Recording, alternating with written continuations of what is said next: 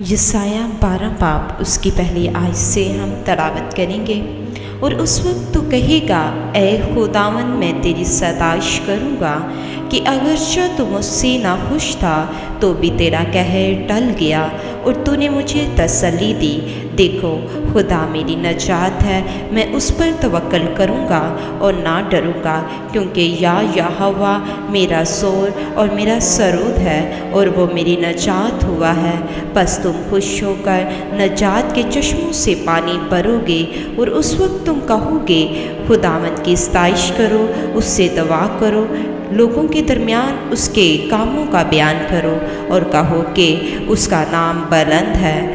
خداوند کی مدح سرائی کرو، کیونکہ اس نے جلالی کام کیے جن کو تمام دنیا جانتی ہے۔